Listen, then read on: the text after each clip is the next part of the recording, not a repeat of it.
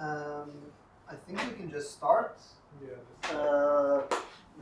Probably there's some stragglers or people who are just joining on Zoom, but so just as a reminder, like I said on email, there's only one homework for the class, and then at the last class we'll also have the lectures.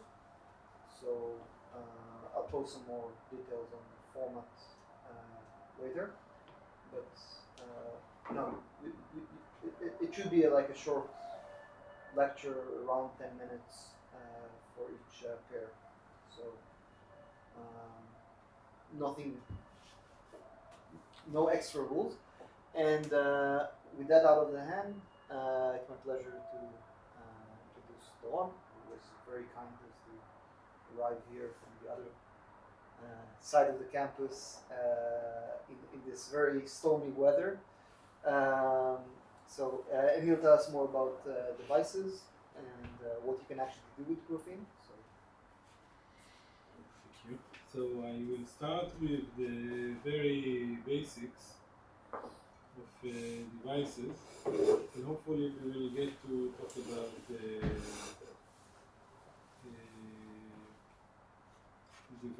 advanced devices also, but for the time being, thank you for inviting me here, and it is really a pleasure to give you this talk. So with a quick reminder, are you familiar with metal oxide semiconductor capacitor, MOS capacitor? I think they are familiar with it, but you need to introduce it anyway. So just any transistor, okay?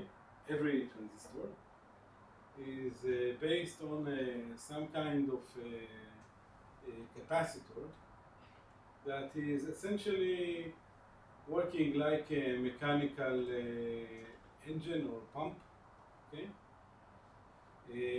Where when you have such a device, like you have a metal contact that is connected to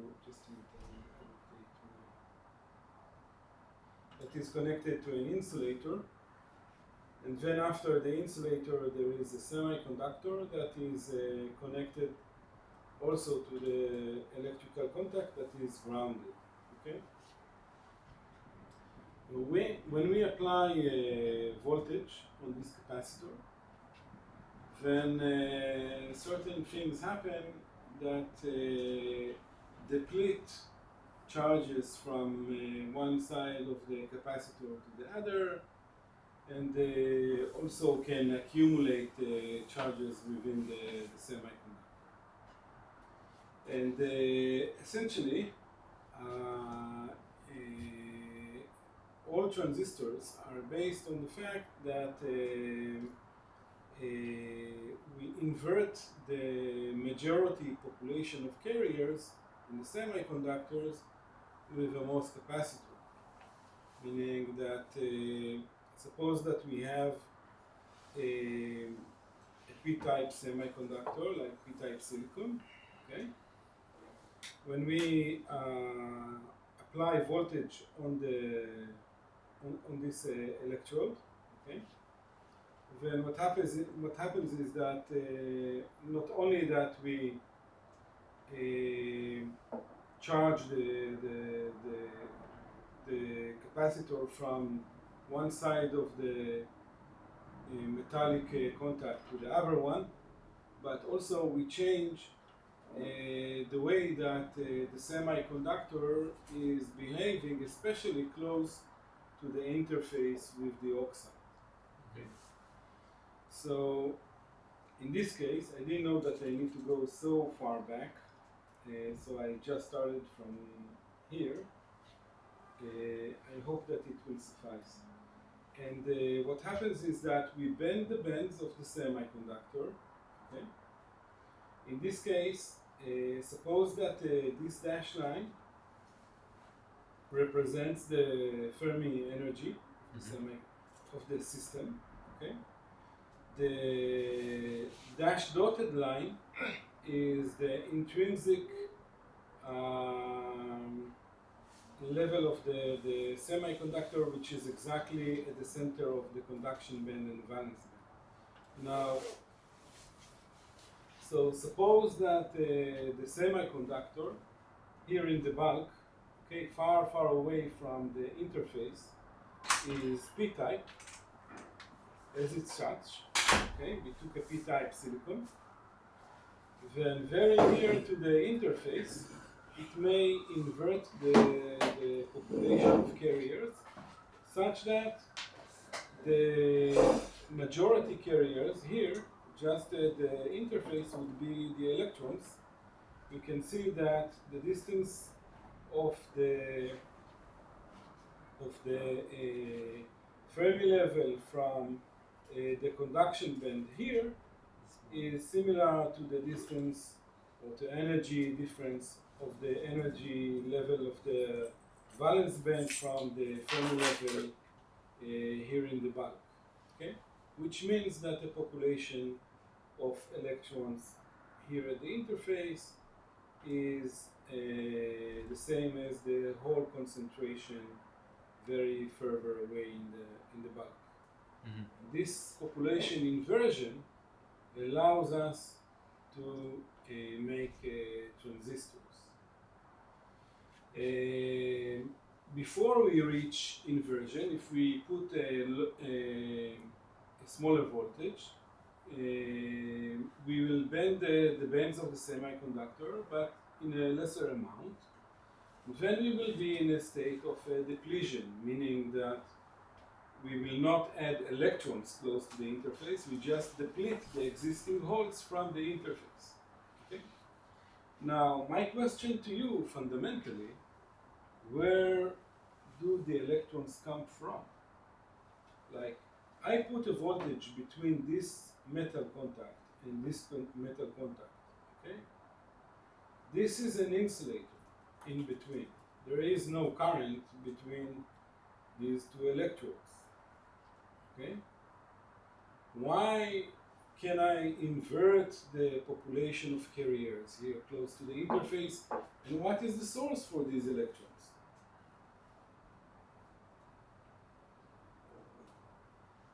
Shouldn't they come from the heating of the semiconductor? I mean,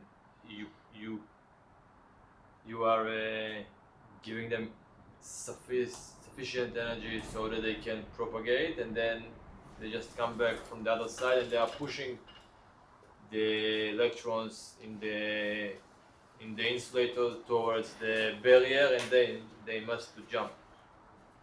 No, we do not jump. We do not cross this barrier. The barrier of silicon dioxide is about 9 eV, I think, or something like that, 6 eV. Yes. Something like that. It's not, we don't have enough kinetic energy to cross this barrier. Any other ideas? Okay, so what happens is that, as you see, we have the bands of the semiconductor bent, right? So you can imagine it as if the semiconductor had a straight bands, but there was, in addition, a potential that represents this band bending, okay? And then, therefore, if there is such a potential, there is also an electric field. Now, within this region, that there is an electric field, that is where the bands start to bend until the interface. There is also spontaneous, always, all the time, generation of carriers, meaning that the temperature creates electron and hole pairs. Okay? They drift with the electric field, such that the holes commute with the other holes, and the electrons get stuck at the interface. And that is how we are receiving this population inversion. Now, when we apply a gate voltage, then this gate voltage falls on the entire capacitor, and we have a reference voltage that we call V flat bands, which means the voltage that we need to apply in order to compensate for the mismatch in the work function of the metal to the semiconductor, in order to have the semiconductor bands completely flat. Okay, that is just a reference voltage. And then we have the potential on the surface potential at the side of the semiconductor, that is psi s. And this is a voltage that comes from the charge on the semiconductor divided by the capacitance of the oxide. Okay? Meaning that in principle it means that we have here actually not one, but more than one capacitors, right? We have the capacitance of the oxide, and we also have capacitance in the semiconductor, which makes sense, because on the one side we have holes, on the other side we have electrons. If they do not combine together to annihilate each other, then it means that we have capacitance. That is the definition of capacitance, right? Fine. If we open this semiconductor charge, we see that actually we have here two charges. One charge becomes from the depletion of the existing holes that were there. Because when we deplete the holes, before we reach inversion, we have a negative charge that comes from the doping ions. Okay? So suppose that we took the silicon and we doped it, for example, with boron in order to have a p-type silicon, right? Now, if we deplete the holes, okay, that belong to the boron, then we are left with a charged boron, okay? So these charges, the ions that we dope within the silicon, they remain static, they do not move. The ions stay where they are. Only the charges that belong to them can move from one place to the other. So if we deplete the holes, we remain with negative charges, okay? And then, in addition to that, we have also the inversion charge, which is the free electrons that, as we said, they drift with the electric field and get stuck there at the interface of the semiconductor and the oxide. Okay? So,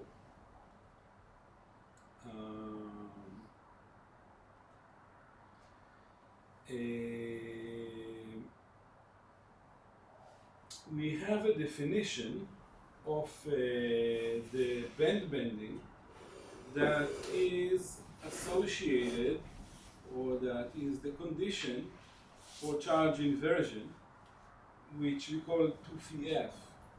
Phi-f is the band bending, and actually it is the difference between the intrinsic level here and the Fermi level here in the bulk. Okay? If we invert it twice, then we receive here the interface exactly the same number, which means that the density of the electrons at the interface is equal to the density of holes in the bulk. Okay. So eventually, the bottom line is that we have we can represent the MOS capacitor as a circuit of capacitors, okay, where we have the capacitance of the oxide, and we have the capacitance of the depletion, and in parallel to it we have the capacitance of the inversion. However, there is a significant difference between the capacitance of the depletion and the capacitance of the inversion. The reason is that the capacitance of the depletion changes very slowly with the gate potential. It changes like a square root. Shouldn't it be symmetrical? I mean, the depletion and the inversion? No. The inversion comes after the depletion. After you deplete all the holes, Yes. okay?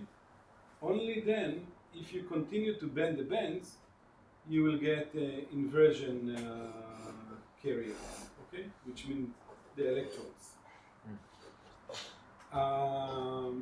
And contrary to that, the electron, or in this case it is electron because we started with p-type silicon, but the inversion carriers, they exponentially, their population depends exponentially on the potential.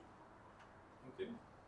So when we check what would be the capacitance of a MOS capacitor relative to the capacitance of the oxide, or if you just take a MOS capacitor in the lab, I don't know if you do it, you should do, okay, and you measure the capacitance of the MOS capacitor, then what you typically see is something like this. Okay, this is the depletion region, and here we reach inversion, okay, and we have this very steep rising of the capacitance, okay, which is this exponential dependence, okay.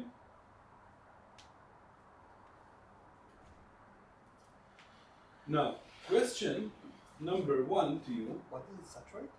Again? What does it saturate? It saturates at, let's talk about it now. Okay. So basically the electrons that we push to the interface with the oxide, they we ask them to bunch around in the background of a negative charge of the ions. Okay. And there is some repulsion to that, and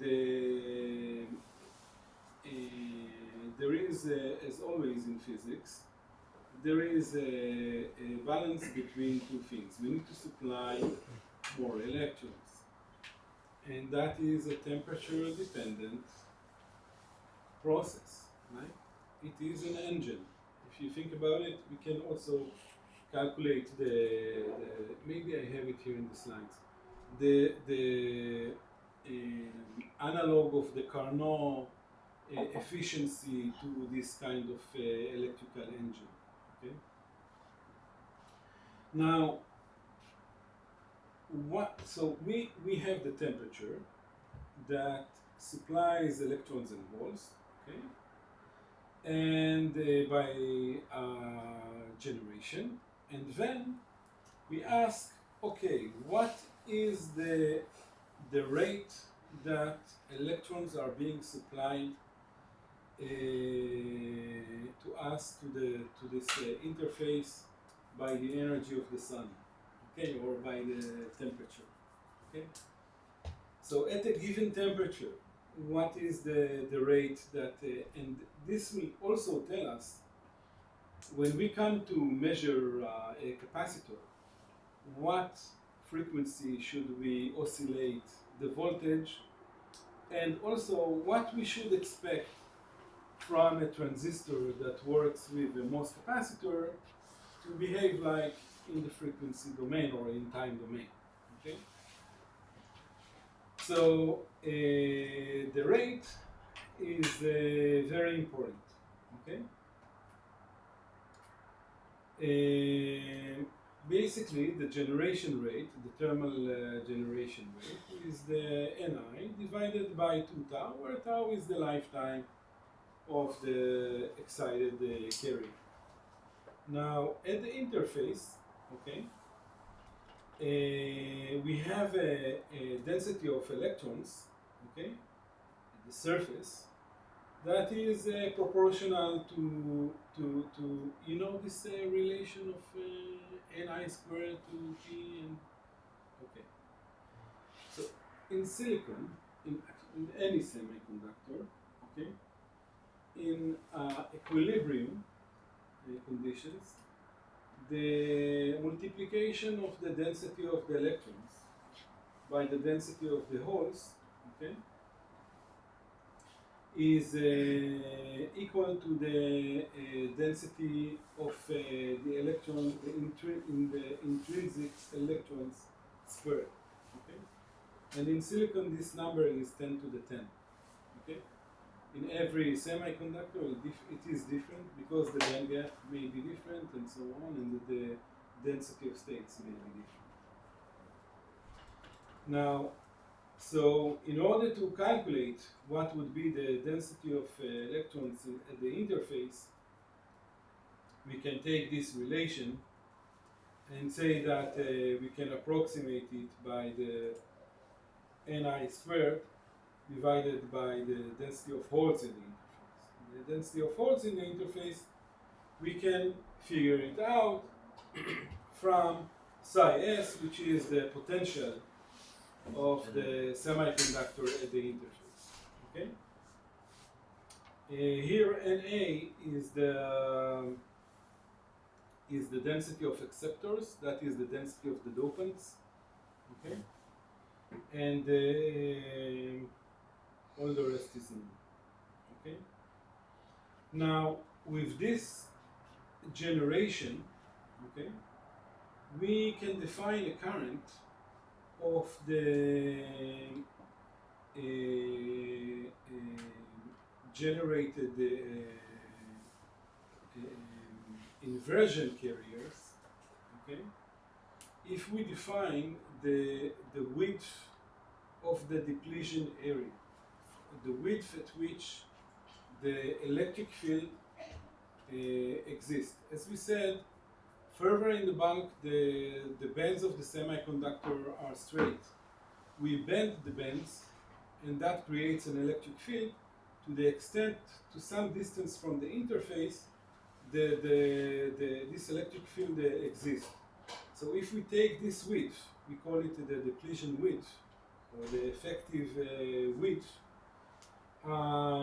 that is the area from which we can accumulate these inversion electrons. And another thing that we know is that there is some kind of a threshold that we can define, some kind of a threshold voltage on the gate, that only after this threshold voltage the band bending is sufficient in order to create this inversion of carriers. Okay, so we defined the inversion charge as the multiplication of the oxide capacitance multiplied by the difference of the applied gate voltage from the threshold voltage. Okay? Does W effective must be greater than the length of the device? No, it is smaller than the... But if it's smaller than how, so basically the whole idea is that the collision lets you have a current, right? So if the electric field decays inside the channel, so the electrons won't be able to move. So again, I didn't understand the question.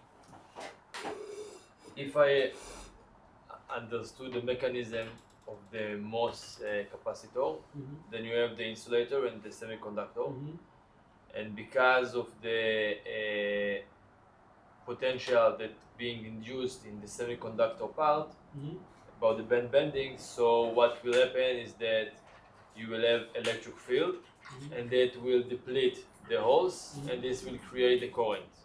So No, the capacitance. It is just deplete the holes. Yes. If you continue to bend the bands, then basically the distance, the energy difference between the Fermi level to the conduction band is such that you start to fill the band with electrons. Yes. With the opposite carriers. Okay, but if the W effective is smaller than the size of the sample, then how can it I mean, it decays. It decays somewhere, and then you won't have any capacitance. So after. Yeah, that is why we have three capacitors in our system. We have the capacitance of the oxide. Okay. And in the side of the semiconductor, we have the capacitance from the initial band bending that depletes the holes. Mm-hmm. Then, in addition to it, we have an additional capacitance that is from the accumulation of the opposite carriers. In this case, it is electrons. Mm. So, just to clarify, you're talking about the steady state current. This is a current that we cannot measure with a current meter. Okay, it is what we observe. Okay, is that we have excess of electrons at the interface. Okay, and we know that the source of them is from thermal generation. They have no other source because there is no current from across the oxide. Okay. And the spillover of holes can be drained to the ground because the other electrode is connected to the ground. But the current cannot. And also, an observation that we can make is that if we measure this capacitance of the MOS capacitor at different temperatures, that meaning that the thermal generation rate is changing, we will see that the exponential part is the one affected that is relative to this exponential in the component there of kT in the exponent. So, and we can fit it and we can verify that this is the source of the electrons. Okay? Now, in order to estimate the time of the זמן מחזור, how do you say it? Period. Time period. Period. Time period? Yeah. The time period, the inverse of the frequency that we can oscillate this capacitor. Then we can divide the inversion charge by this charge density and have an expression to evaluate this time constant. That is the maximum the maximum frequency can be derived from this, okay? Or the minimum charging time that is required. Now, this is something that my students see every semester in their homeworks and in the exams. And to cut a long story short, we are bound from above by about 100 kilohertz to the frequency of such a MOS capacitor. And obviously, since the transistors in our cell phones and the laptops work in the gigahertz regime, this is not how transistors work. Okay? They have a different working mechanism, although they do have a MOS capacitor. Now, if we have a MOS capacitor, then you can ask yourself, okay, suppose that my threshold voltage is 1.4 volt, okay? That the threshold voltage is the voltage at which I have exactly zero inversion, but any deviation to larger voltage will result with inversion carriers, okay? So, is this one in threshold, this capacitor? Obviously, yes. Which because one? because we apply 1.4 volts, right? But if we invert the voltage like this, is the capacitor still under threshold conditions?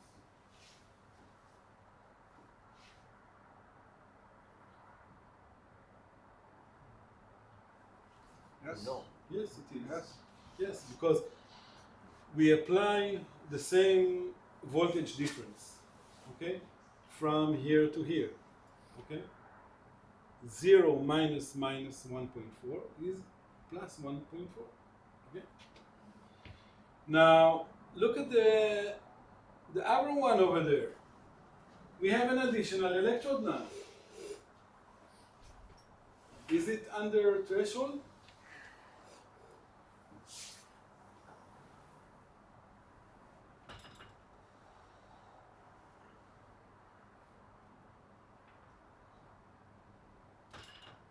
No. It's 0.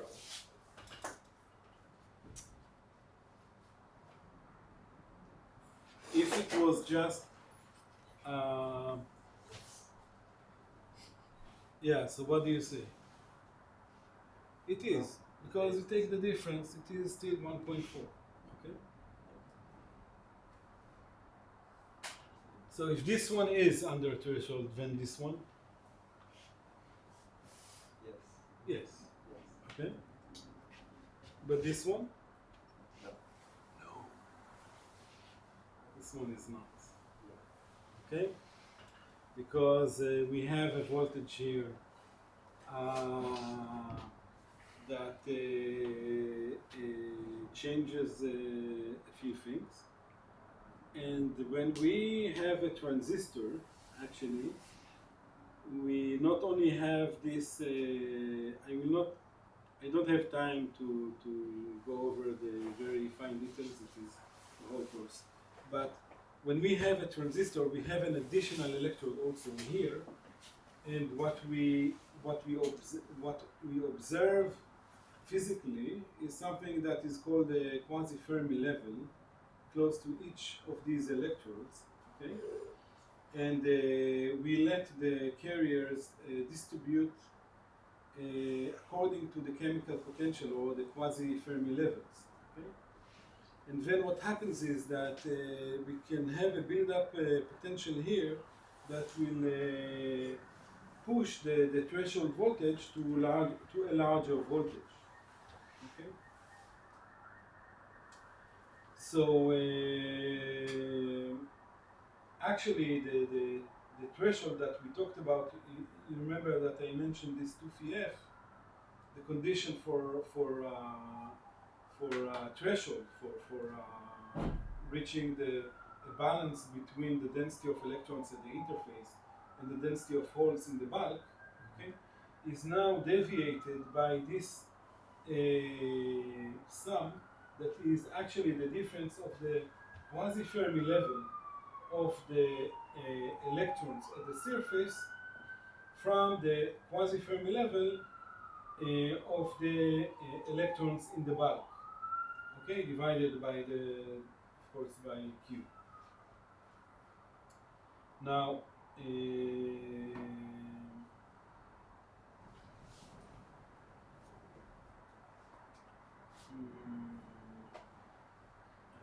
this.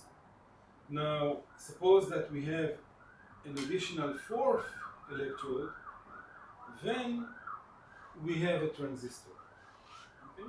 And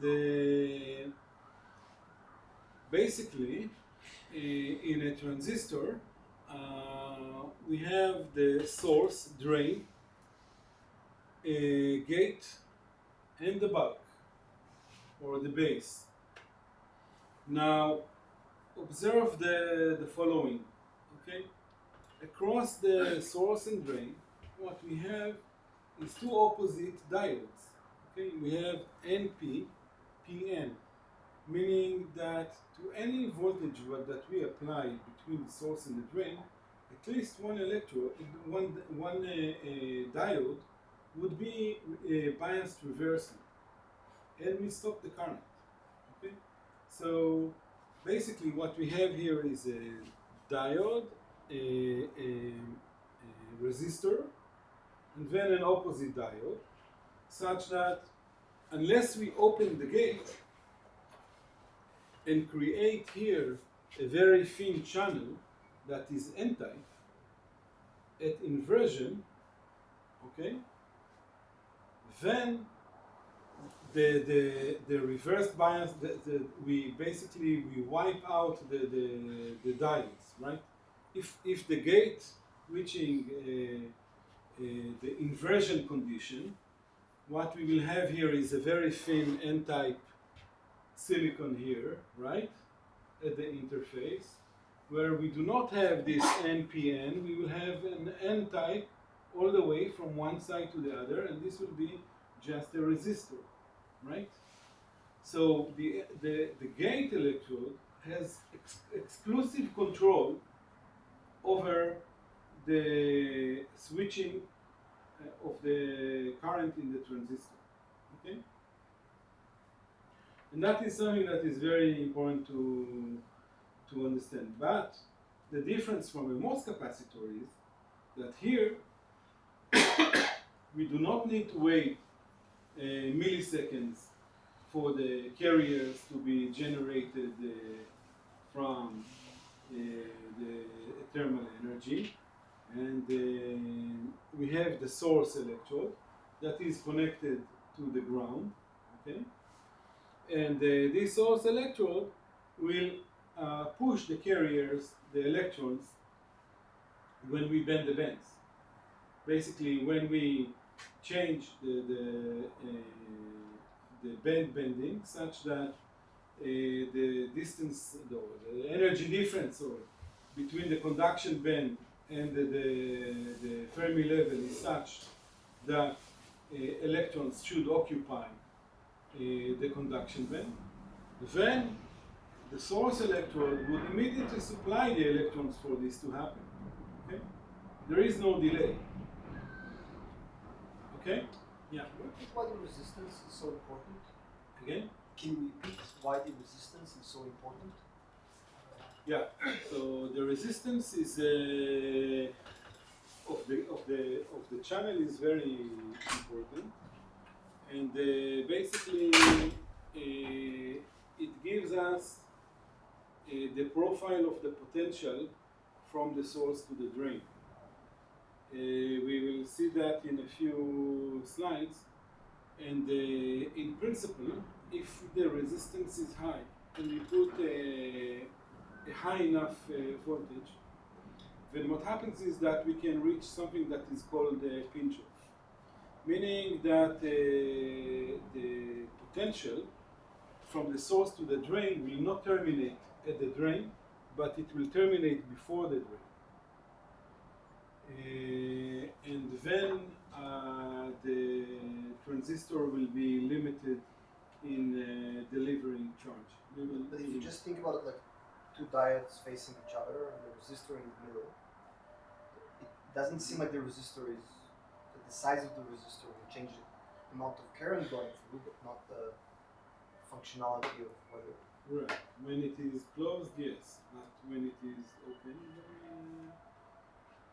the slope of the potential across from the source to the drain depends only on the ohmic resistance of the channel.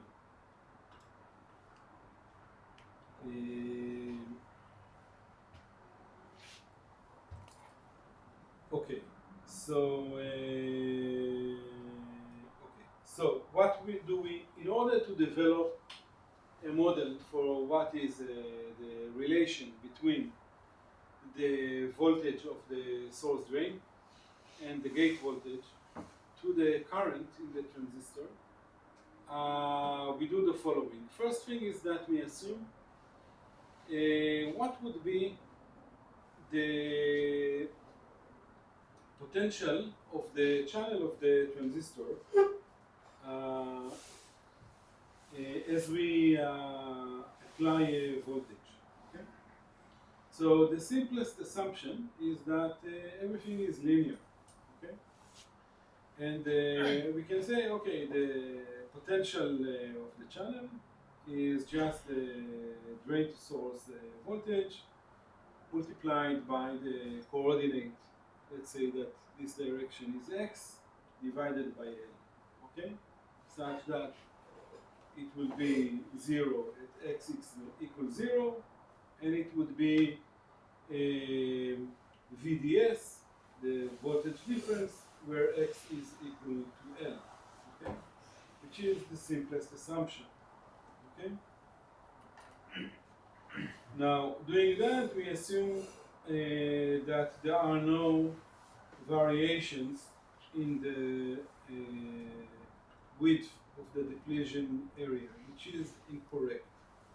Because when we apply voltage from the gate, we have in addition also a voltage in the source and the drain, such that the source area is more depleted relative to the drain area, okay? Because the difference of them from the gate, so is different. So let's say that we always assume that the source is grounded, okay, and that the drain is relative to the ground. Okay, so with that also the charge of the electrons at the interface, okay, along the x direction is also changing such that the width of the electron density here, the electron density here is higher than the electron density close to point number 2, okay? There is a slope of the carrier, the inversion carrier density.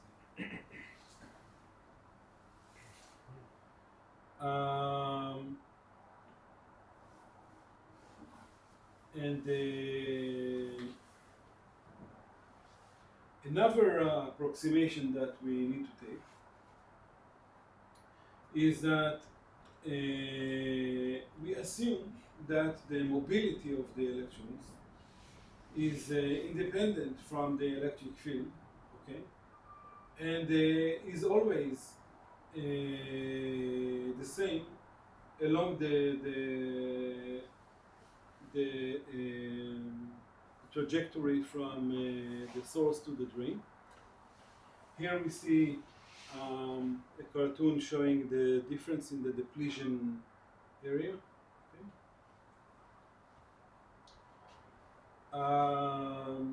And that is of course incorrect.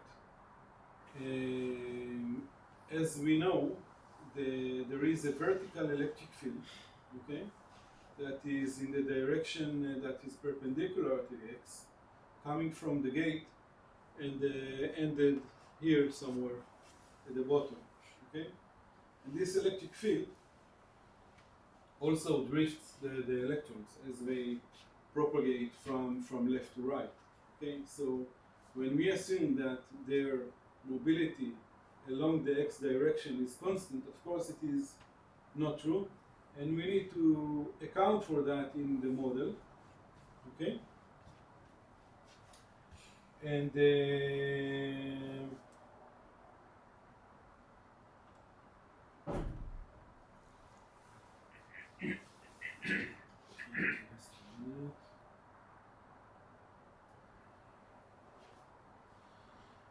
okay.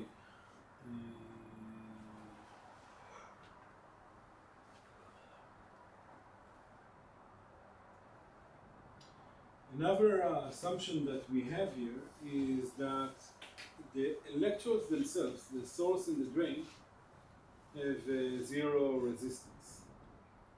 And that is obviously not true. But in order to describe the transistor itself rather than the transistor and surrounding contacts, we neglect at this point the resistance of and the capacitance of the contacts. And we assume that all the voltage that we apply falls on the transistor itself. Now, having done that, we can describe the transistor with this very simple equation, okay? That depends on the drain and the gate voltages, okay? And remarkably, this model is very robust. Not only the things that we mentioned here that we assume, which are incorrect, there are many, many other things when we talk about nanometric devices, starting with that if you calculate the depletion area of silicon, let's say with a nominal carrier density of 10 to the 16 or 10 to the 17 per per cubic centimeter, then you will see that you get numbers of the depletion area, depletion width in the range of hundreds of nanometers. Okay? Now, a nanometric device can be scaled to a few nanometers, which is much, much smaller than the depletion area. Not to mention that we talk here about 2D semiconductors that have only one atomic layer, and there is no place for depletion at all. There is no depletion, okay? But still, this model of the transistor holds even for transistors that are just one atom thick, okay? Although obviously there cannot be any depletion. Not only that, I didn't start here with talking about the interface of metal to semiconductor in the Schottky model. We talked about it. Okay, but also the Schottky model assumes that you have some kind of a depletion at the interface of the metal and the semiconductor. Now, when the semiconductor is much smaller than there cannot be any depletion. Yes, within an atom there is no depletion, so obviously the model cannot hold. Nevertheless, when we measure the temperature dependence of the impedance of these diodes, we see that they match almost perfectly to the Schottky model. There is a reason to that. It's not a black magic. Now, if we, in a normal transistor, if we increase the source to drain voltage, okay, at some point we reach a point where this the slope of the potential here will create a shorter channel than the physical channel itself. Okay, and this shortening of the channel, and that is called also pinch-off, in Hebrew tzvita, then creates an extra length of the channel that is not being used. It is just a constant resistor, and it is something that can be expected. I skip this to talk about short channel transistors.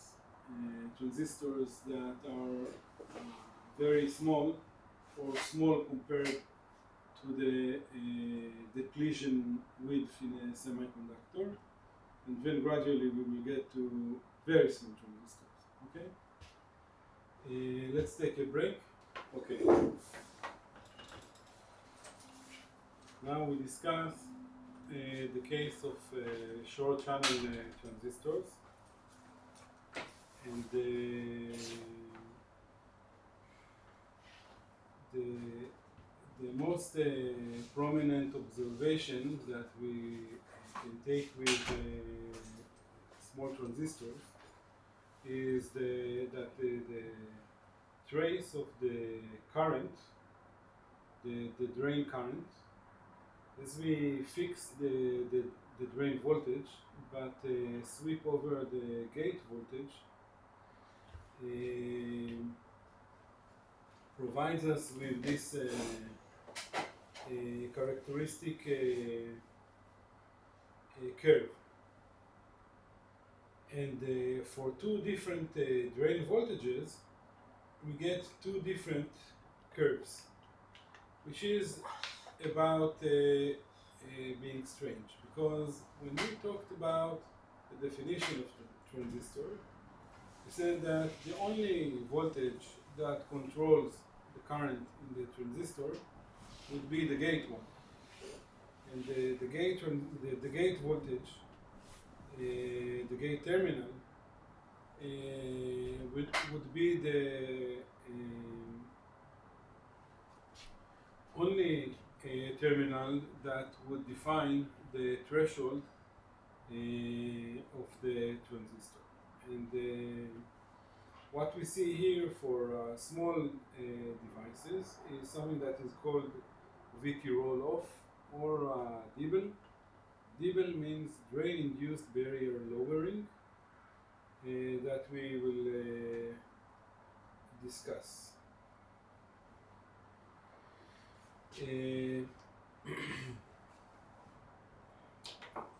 So, in a MOS capacitor, okay, we usually have, not usually, we always have a one-dimensional Poisson equation that describes the relation between the potential and the charge in the MOS capacitor. In a transistor, we have a two-dimensional Poisson equation, and this two-dimensionality is basically the source for most of the short channel effects that we see in a very small transistors. That is, in a transistor with a very long channel, meaning that the distance between the source and the drain is much bigger than the thickness of the oxide, then we can approximate the capacitor, the Poisson equation of the device, to be a one-dimensional one. That means that the derivative with respect to y would be much bigger than the derivative with respect to x. Is that clear? Clear why? Okay, so let's say that we have an oxide of a characteristic thickness for a MOS capacitor. What is the usual? What is the range of oxide thickness for a MOS capacitor? Let's say that we would like to apply around 10 volts.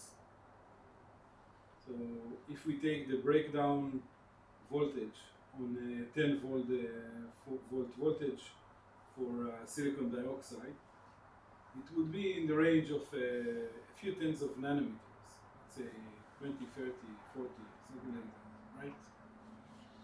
Now, if the device source to drain distance is in the range of microns, okay, then the deviation of the voltage across the gate, meaning on a distance of 20, 30, 50, doesn't matter, tens of nanometers, okay, would be much higher than the deviation across microns of the distance between the source and the drain, assuming that we apply the same range of voltages, meaning that a single digit from 1 to 9, okay, voltage. 1 volt, 2 volt, 3 volt, 5 volt, doesn't really matter. It is the order of magnitude. what I'm talking about. Let's say that it is bounded by above by 10, okay? So we apply, let's say, maximum of 10 volts. Then on the oxide we have a maximum of like 50 nanometers. On the source to drain we can have tens of microns, okay? So it is a difference of many orders of magnitude, about 3, 2 to 3 orders of magnitude, and this is why the derivative in the y direction is much bigger.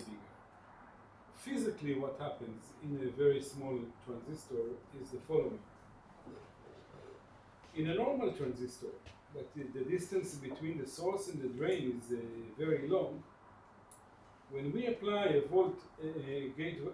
drain voltage, okay, we lower the potential on the side of the drain, okay, and that causes some bending of the potential, but at the maximum of the potential remains the same, okay. However, if the distance between the source and the drain was very short, okay, let's say that the drain was here, then what would have happened is that as we apply a drain voltage, the potential doesn't bend so well to maintain the same maximum potential here, okay?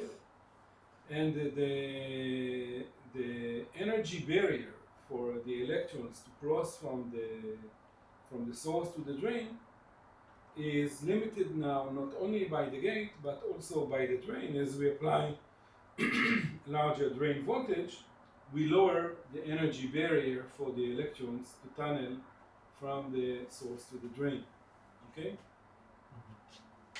Across this energy barrier. And this is the height of the energy barrier.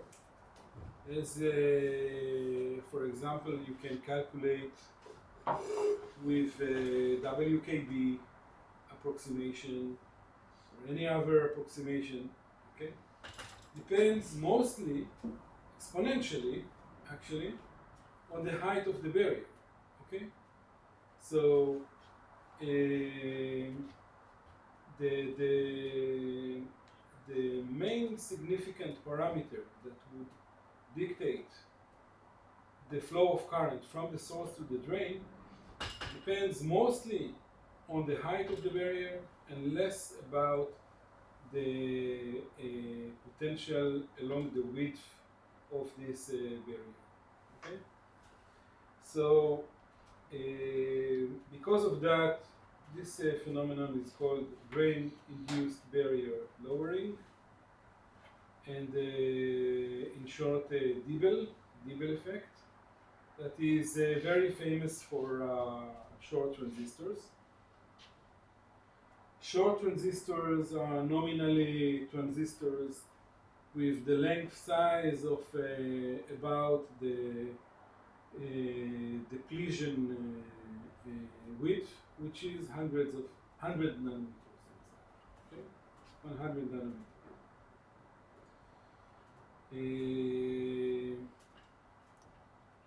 Now, if we would like to see how much we deviate from a normal MOS capacitor when we have this two-dimensionality in the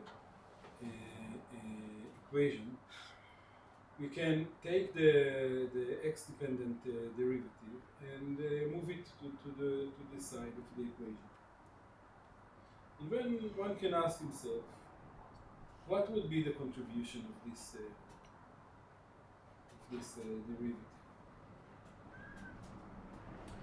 And that is, we can take this derivative and say, okay, we can define, instead of Na, which is the density of acceptors that we implanted in the silicon, we will have now an effective Na that would compensate for this additional contribution in the right-hand side of the equation. And then, what would be this new effective doping density that would mimic this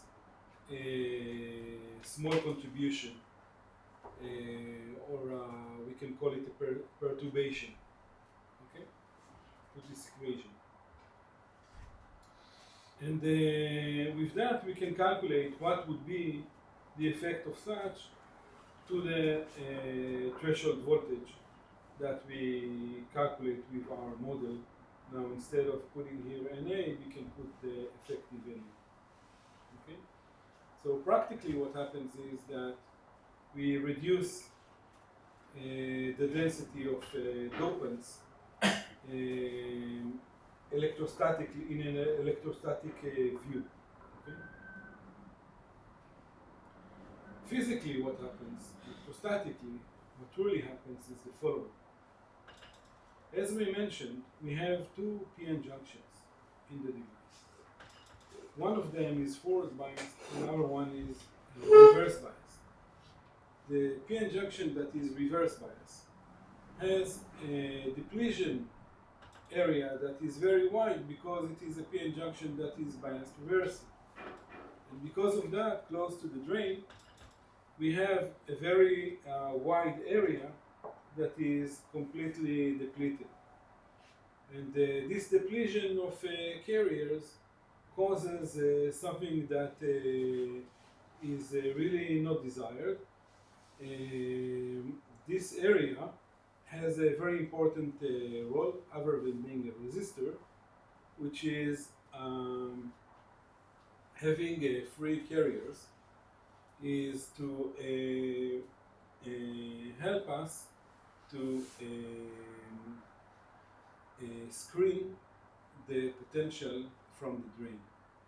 And the lack of free carriers in the very strongly depleted drain causes the effect that charges cannot be screened. How do we see that? In a completely depleted drain, we can draw the equipotential lines, that is the red dashes here. And perpendicularly to the red dashes here, we can draw the lines of the from the potential. We can take the gradient of that and find the lines of the electric field that is sourced from the drain electrode and propagate into the semiconductor. Now, in the lack of screening from carriers, these electric field lines can connect from the source to the drain. Now, having a direct connection of electric field from the source to the drain without carriers that would screen, what we can expect is, first thing, current. If we have a thermal generation, again, we have couples of electrons and holes that are free, and they drift with the electric field, the electrons to one electrode and the holes to the counter electrode, and we get current even if we are supposed to have a zero current as dictated from the gate voltage. Okay, so let's go back a few slides and see if indeed we had a stray current in the very small transistor that we described in the first place.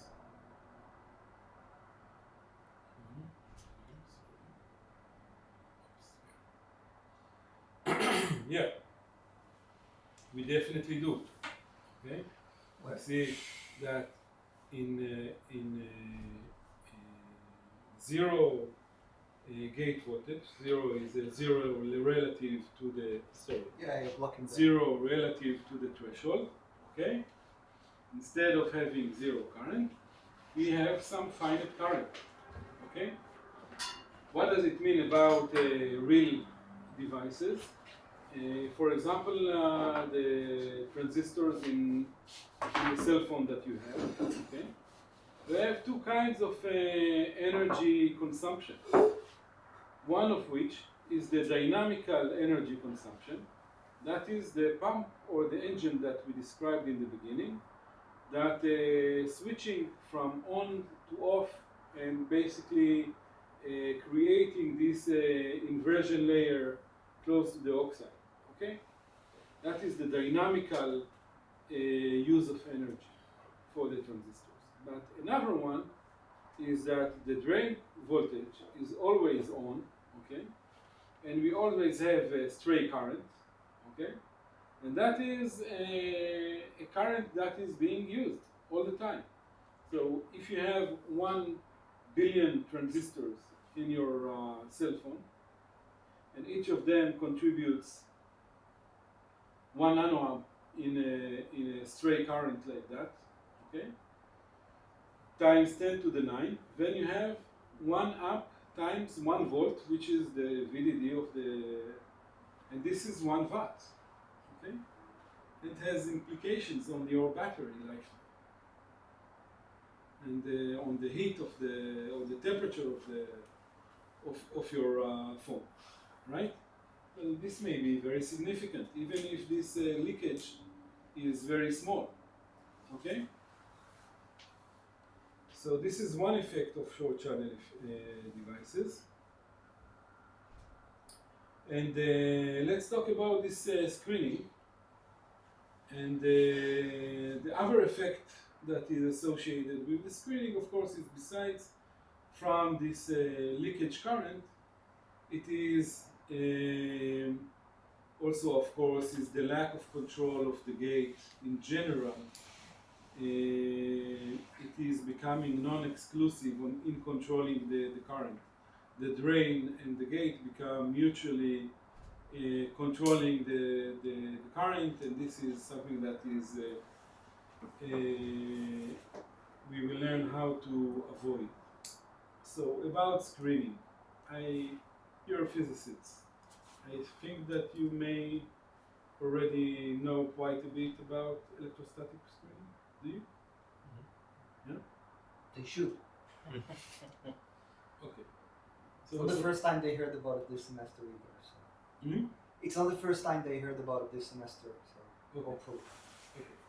So suppose that we have a point charge that is positive in the surrounding of free charges, free electrons. Of course that the electrons will bunch around this positive charge. And when we measure the potential at some distance from it, instead of having the expected potential from the Coulombic relation, we have some screening because of this exponent that is basically screening the potential with something that we call a screening length. Let's say that we take the Debye model for screening, okay? When we would have a Debye length of such and such. Now, if we take the Poisson equation, everything is maintained as usual, and we can try to calculate what would be this screening coefficient and how it would affect our semiconductor. Okay. So let's assume that N naught is the unperturbed unperturbed carrier density, and the actual carrier density is N. Then we have some perturbation that is this term, okay, to the carrier density and to the electron density, and then we can define a total carrier that is proportional to this total charge density that is proportional to the density, which would represent the deviation from the normal density. And if we take the Poisson of this perturbation density, we end up with a constant that we can then solve for and find the Debye coefficient. Now, see that the Debye coefficient, okay, depends in the denominator on n naught. Okay? So this dependence on n naught has something also to tell us.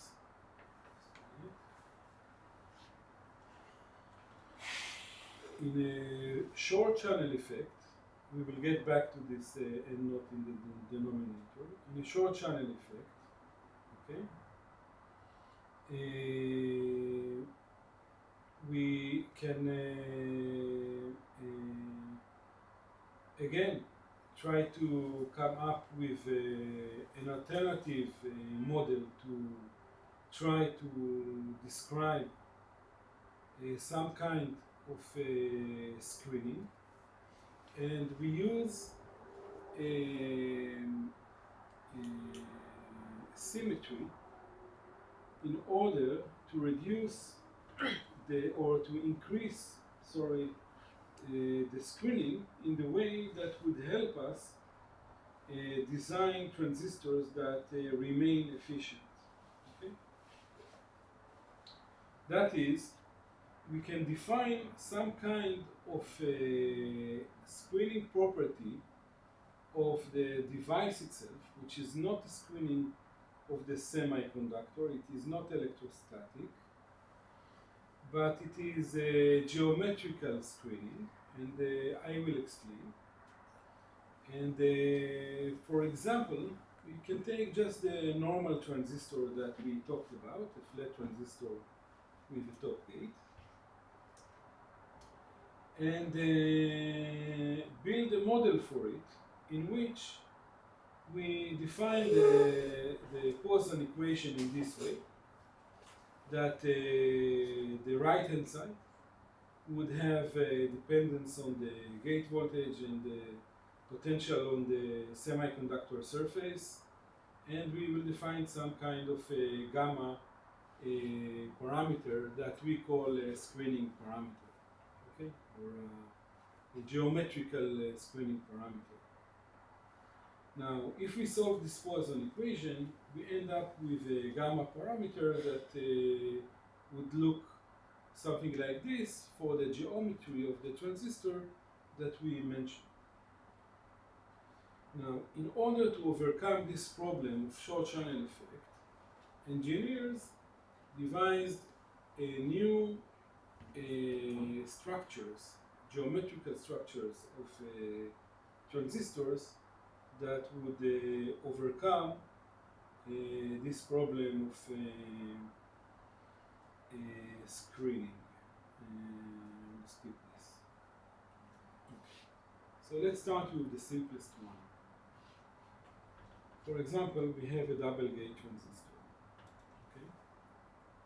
We have the source and the drain, and we have oxide above and below. It is a symmetric device. Yes. We have a plane of symmetry here at the center. Then we can draw the potential lines, here the blue, okay? And the gradient of these lines result with the electric field. And you can see that the electric field terminates on the gate electrode. The gate electrode is made from a metal. A metal has a screening length that is infinitesimal, yes? It creates an image charge. And then and that creates the opposite electric field. The electric field doesn't penetrate the metal. And then all these electric fields are being compensated by the geometry. Even if the semiconductor is fully depleted, we account for that geometrically, right? Agree? Fine. So for every device structure, we can calculate in the same manner with the Poisson equation what would be the geometrical screening length according to the geometry of the transistor. Okay? So for a simple transistor, like we mentioned in the beginning, we expect to have this model, which is correct for the screening length. Here the W is the depletion length, okay? And if we have a very small, a very thin layer of a semiconductor, like in a SOI, SOI stands for silicon on insulator. You know what is a SOI? Silicon on insulator? Okay, so basically silicon on insulator is the silicon that is being used in modern devices. So what you cut in the lab. From the 90s, the silicon wafer is not like a piece of silicon. Okay? They take a silicon, they grow on it silicon dioxide, they take an additional wafer that is being brought to the initial one with very high pressure and temperature. Then hydrogen is being implanted into the device layer, the second wafer that is being put on the oxide, and basically it is cleaving the silicon with some finite thickness on the oxide. Then you end up with a silicon of a thickness of 10 nanometers, 20 nanometers, 100 nanometers, and the bottom silicon, the initial wafer, is called a carrier. Above it there is a box, a buried oxide, and then there is a device layer, which is the high quality silicon from which we make devices. And when we say silicon, we mean this very thin silicon at the top. And about since the mid-90s, when we say silicon, we mean to this kind of silicon and not a silicon wafer. Okay? So if the silicon is SOI, very thin silicon, then instead of taking the depletion length, okay, WT, we take the thickness of the silicon, meaning that we assume that the silicon at least can be fully depleted, okay, to the extent of the entire thickness of the silicon, okay, and this is something that is very critical because when you talk about 2D semiconductors, then obviously when it is a single atomic layer, it is fully depleted. Okay? Now, if it is a double gate transistor, we have a factor here, and if it is a nanowire, then it is because the capacitance is a capacitance of a cylinder, then we have this logarithmic dependence. Okay. Fine.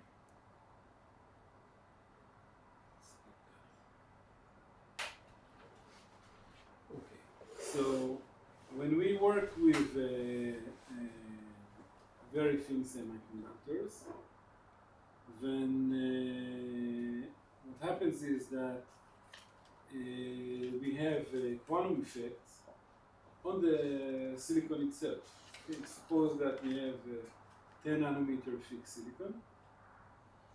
Then the silicon itself behaves like a confining medium for the charge carriers that get ordered like in a particle in a two-dimensional box. Okay? You can take a model for a one-dimensional box.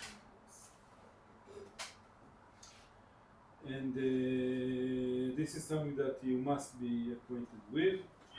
Okay? Yeah, so maybe just to clarify, 2D semiconductors are basically TMDs, for the sake of discussion, where previously we were talking mostly about, like this is just the rock cone with a mass term, but like it's actually a very good. Like if you only have the conduction band, it's very well approximated by just the Schrödinger equation. So that's what you see here. Okay, so basically what happens is that we, in a 2D silicon, okay, we call it 2D, it's not really 2D, it is let's say 10 nanometer fixed silicon, okay. We can expect to see quantization of a particle in a box like of a 2D electron mass of the silicon. And one can assume that the electrons occupy, for the sake of simplicity, in a one-dimensional particle in a box, but they occupy just the ground state. Okay, it doesn't really matter, just to make the calculation simple. Okay, then if this is the case, then what happens that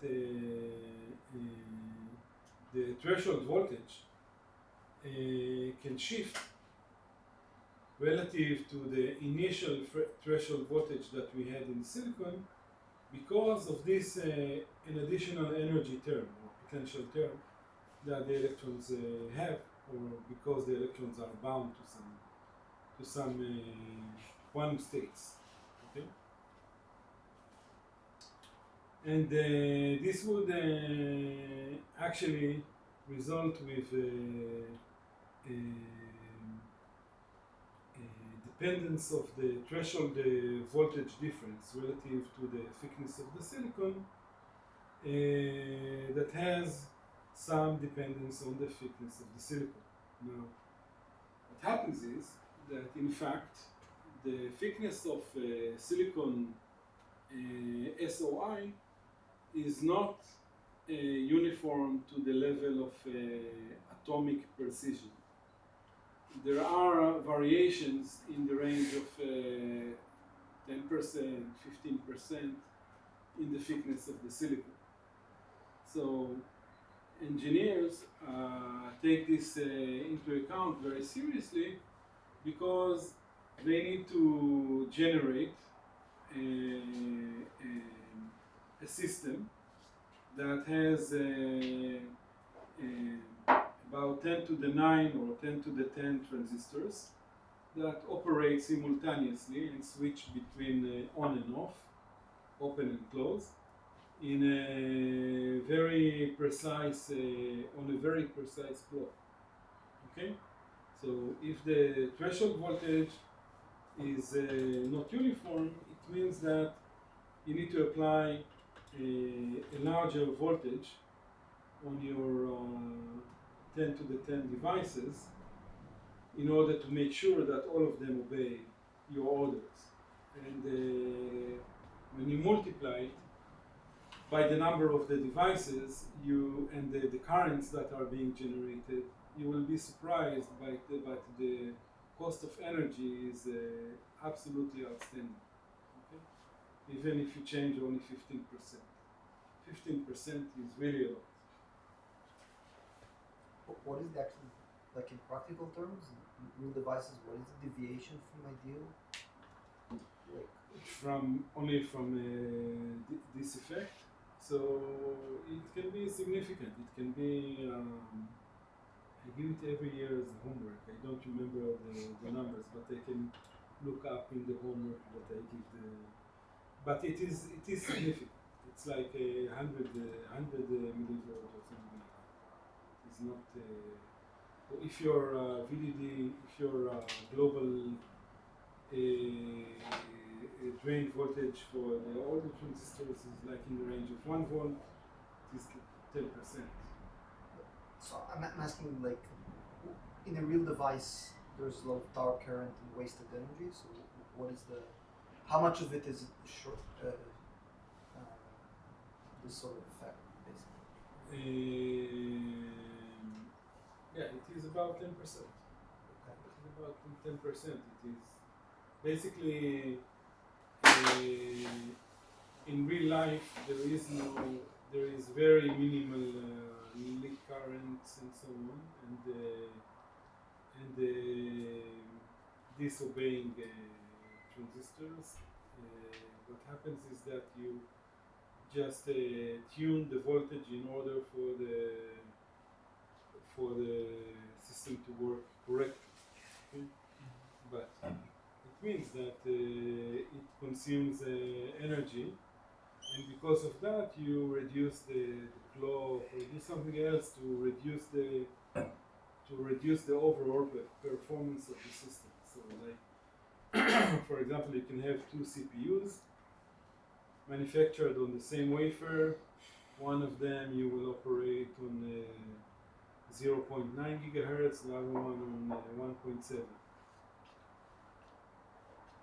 Or because one of them needs a higher voltage than the other one, in order for both of them to work with the same power supply, you just declock one of them. That's it. Okay.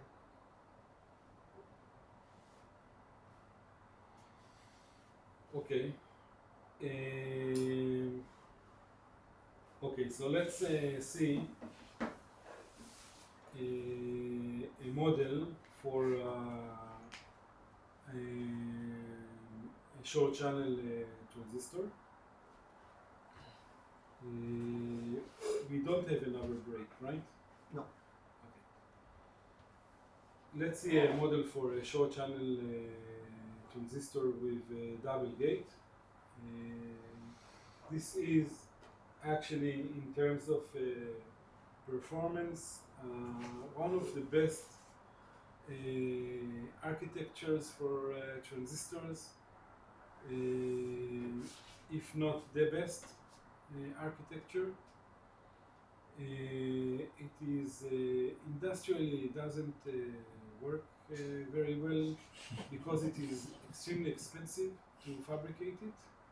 The fabrication of it in industrial, Intel used to have these transistors a long time ago, but we don't manufacture them because they were very expensive.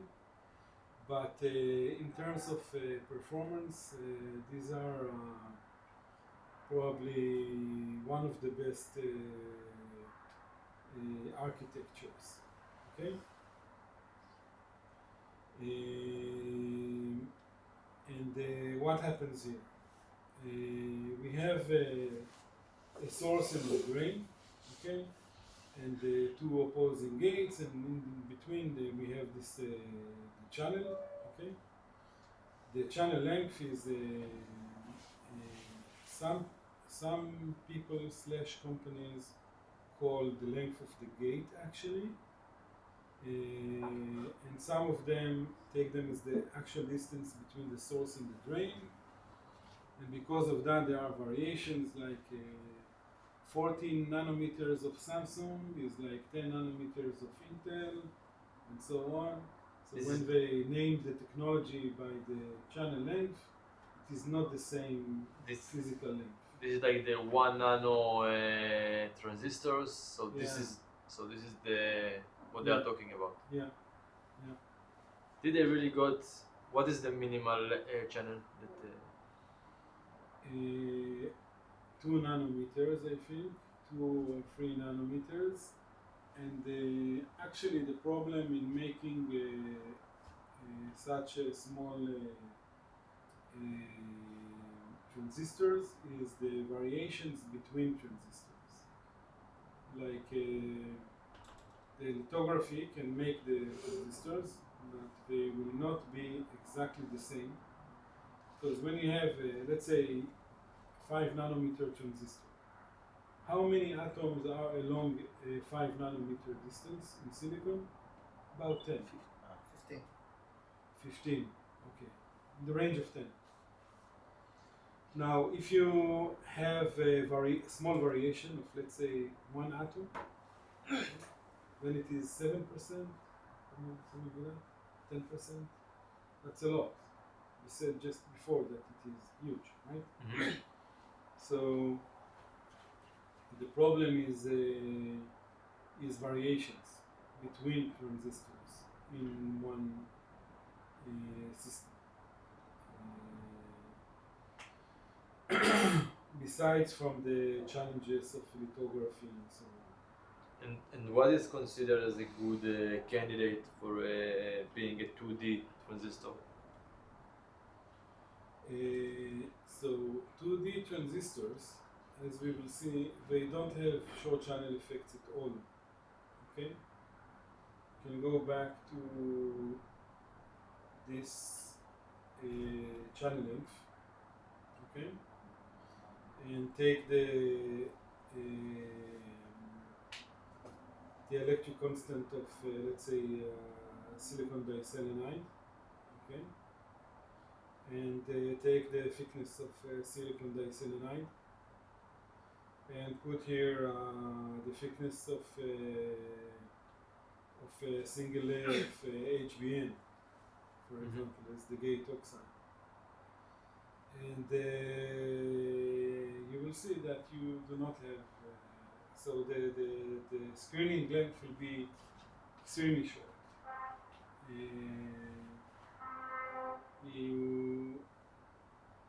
Basically, we would like the channel length to be about 2-3 times from the screening length, okay?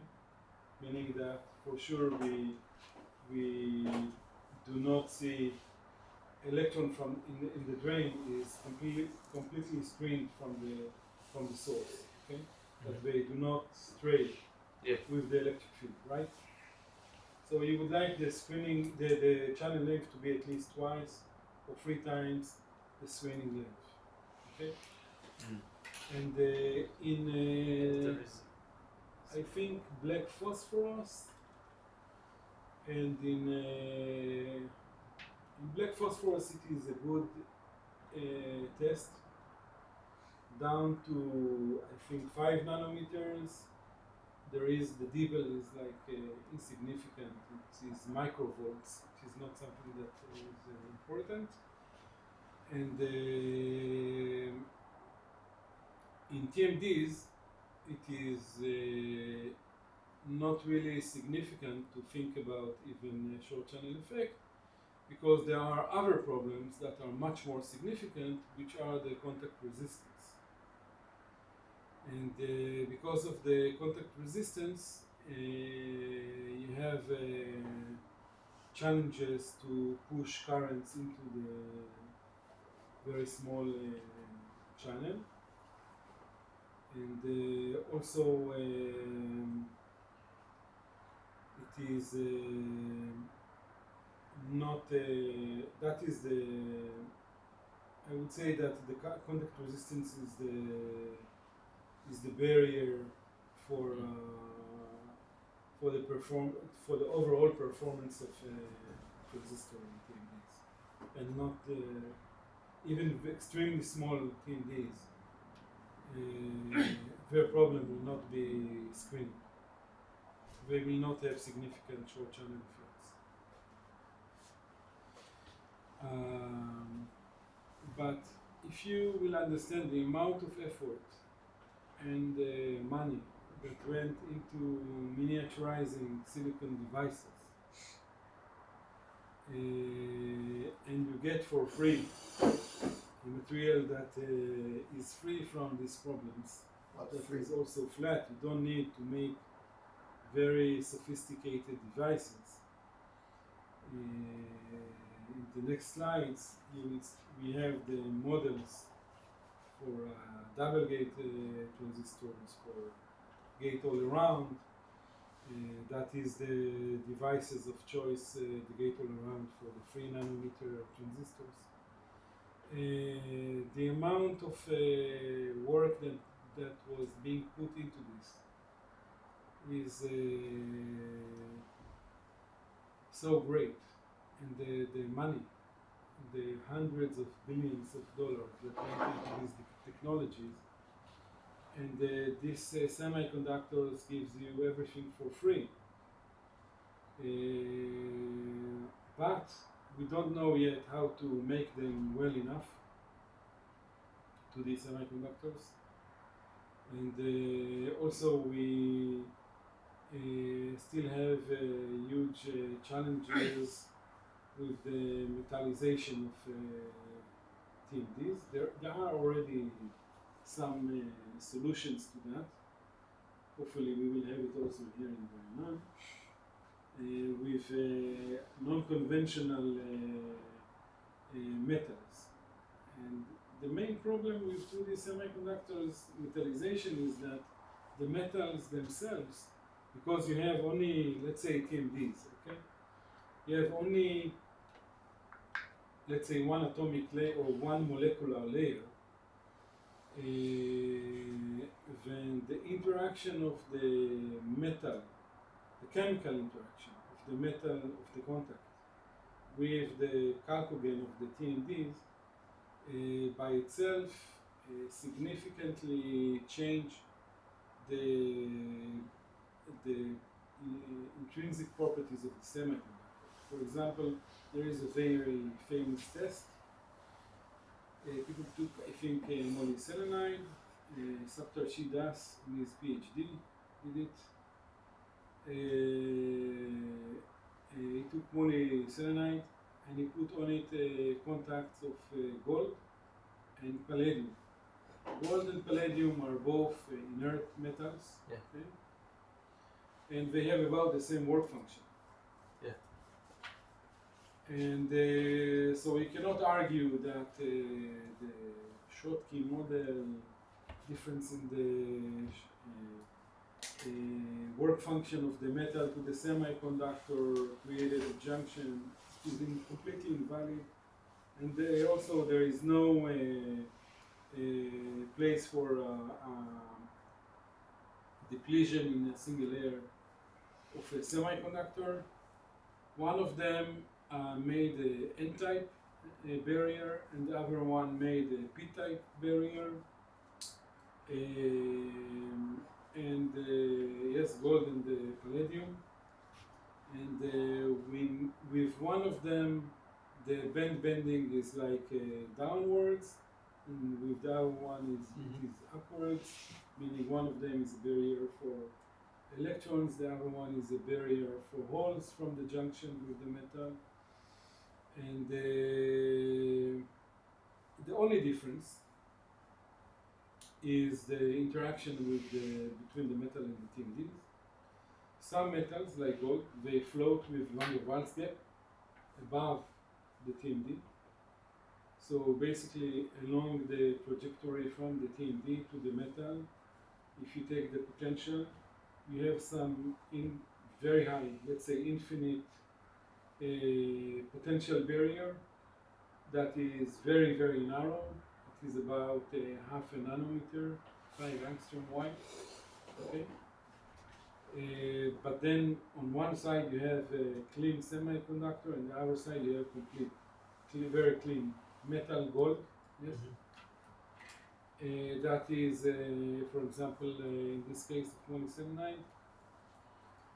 And the contrary to that, palladium is not making, it doesn't have a van der Waals gap between the bulk metal and the semiconductor. It is completely touching the TMDs, and not only that, it is interacting with the chalcogens of the TMDs. We can see, for example, in XPS, chemical shift of the p electrons of the chalcogen. And the d electrons of the palladium that can quantify the amount of hybridization that we have in the chemical sense between the palladium and the TMDs. And indeed, it is the electrical character of the semiconductor after contact with palladium is opposite from that of gold. Okay, And if you can do some, I don't know, 2D contact or use just one layer of a TMD, so it will also Okay, it will also affect, I guess.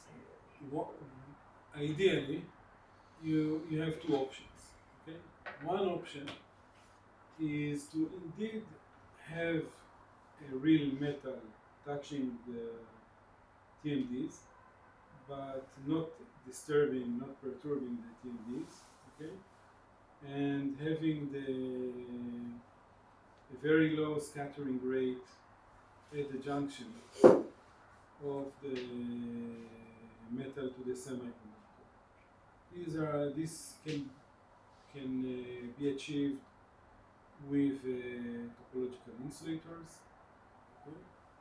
It can be achieved with sometimes with soft metals. People show that with antimony, with bismuth, and so on. The reason that it is achieved with soft metals is that you don't need to use E-beam evaporation that is very energetic. You can use thermal evaporation at low temperature, and the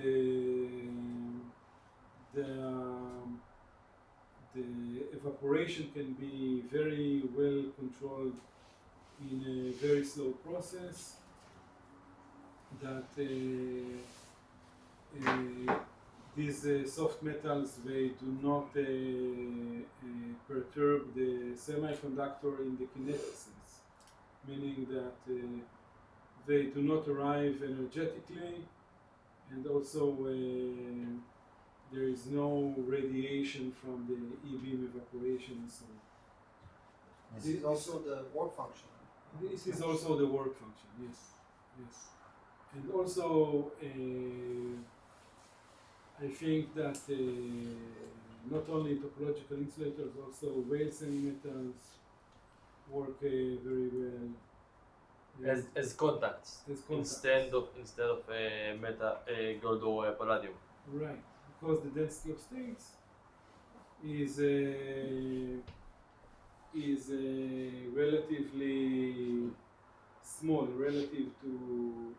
So the main problem in the contact of a metal and a semiconductor is the huge contrast in electron density. The metal has about 10 to the 24 Avogadro number electrons per cubic centimeter. The semiconductor has about 10 to the 16, 10 to the 18 electrons per cubic centimeter. Okay? We have about 6 orders of magnitude difference in the electron density. Then what happens is that there is an immediate spillover from the metal to the semiconductor, and the metal it doesn't affect the metal at all. Okay? And for the semiconductor side, it is either flooded by electrons or completely swamped from the existing electrons that it had, and it is becoming.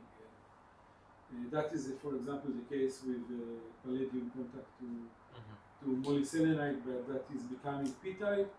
It is all the electrons are swamped by the palladium from the interface of the palladium. Yeah. So another possibility where you know how to make good contact is bilateral graphene, where you can open a band gap right through the plane field. Right. That's right. Right, but you will always have the tunneling of the van der Waals gap.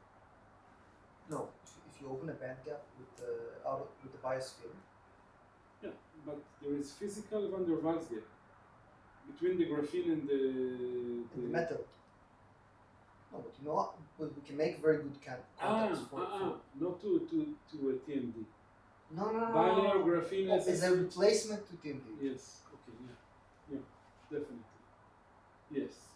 So what's the drawback? Yes. Except for the band gap size. No, just the band gap size. Okay. But some people use the graphene itself as a contact to Yes. to the semiconductor. But then, To mediate the metal, so they Yes. use between.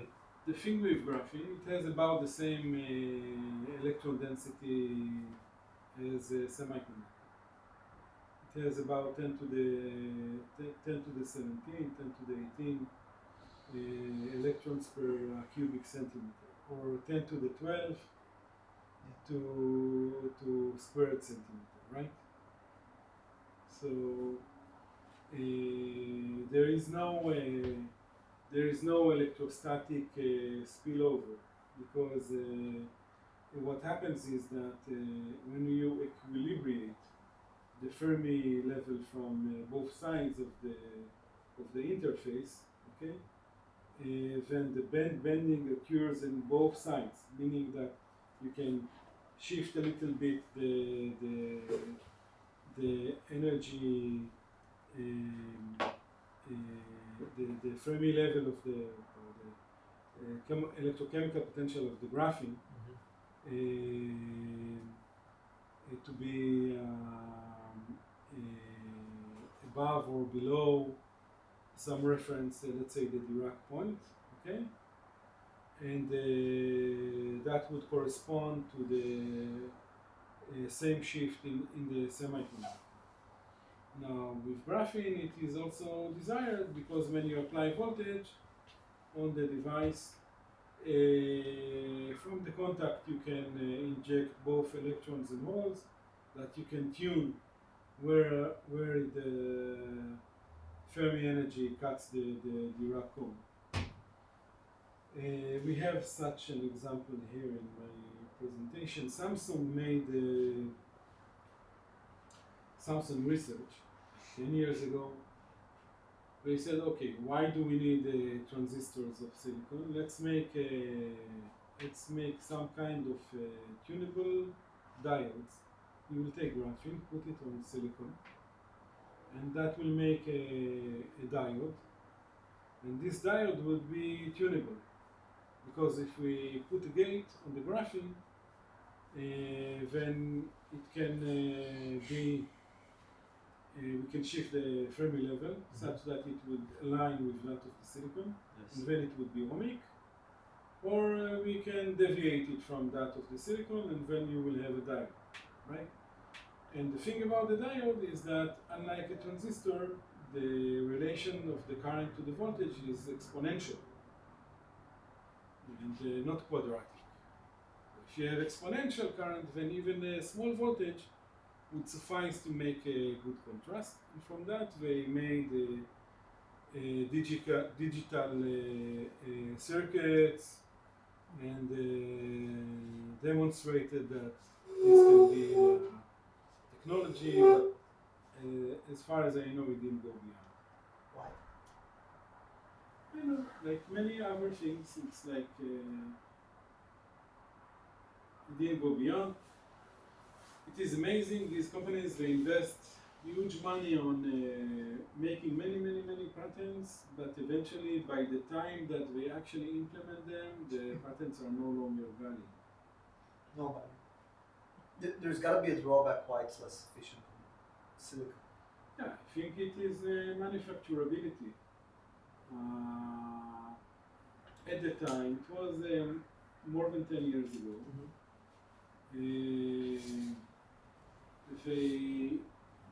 To have really good, really efficient manufacturing of graphene without grain boundaries, and they need to make not one, but about 10 to the 10 perfect devices on one piece, on one chip. Yeah. For one chip to be good. And when they need to do that, you need to multiply it by billions in order for that to be meaningful, economical. And probably it still isn't. Okay.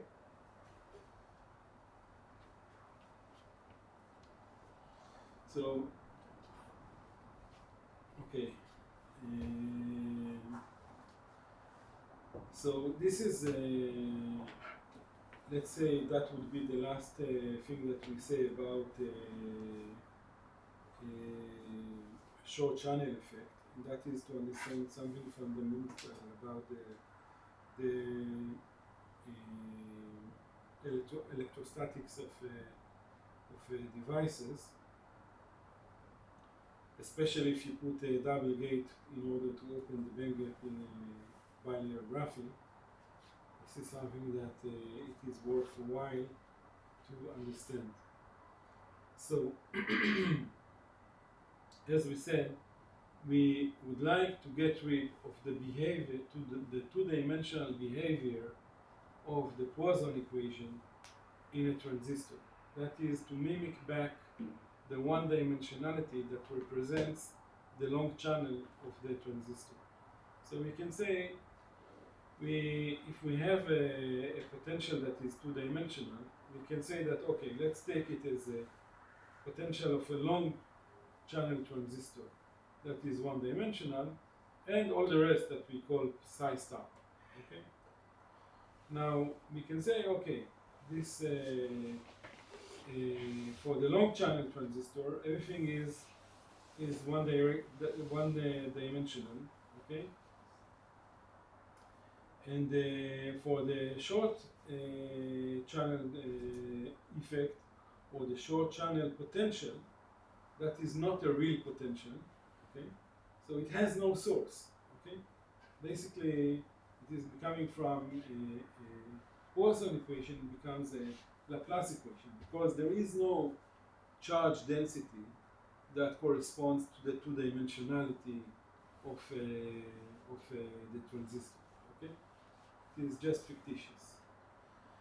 And with that, for example, for this structure of a device, we can solve this problem, and the one-dimensional Poisson problem is very straightforward, and we are busy with the short channel potential.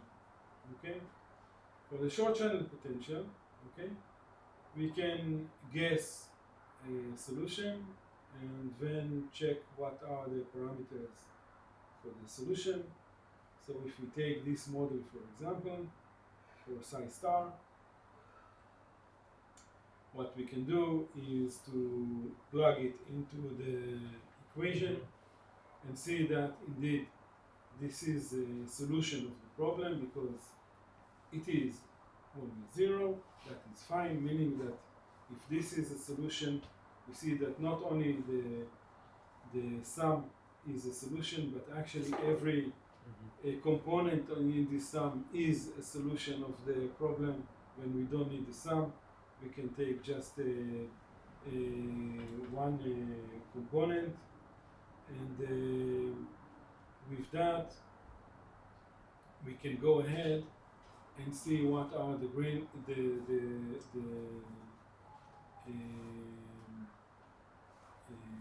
it's the leading boundary. rule, right? It's not the, this is the leading rule. Again? It's the first term in the sum. No, it So is it's the actually not first an contribution. approximation, because each of them is a solution of the Laplace equation, so it is fine. Now, in order to solve for a double gate transistor, we need to account for the boundary conditions. The boundary conditions are difficult to be solved, and there is also an explicit full solution here, but usually you don't need it.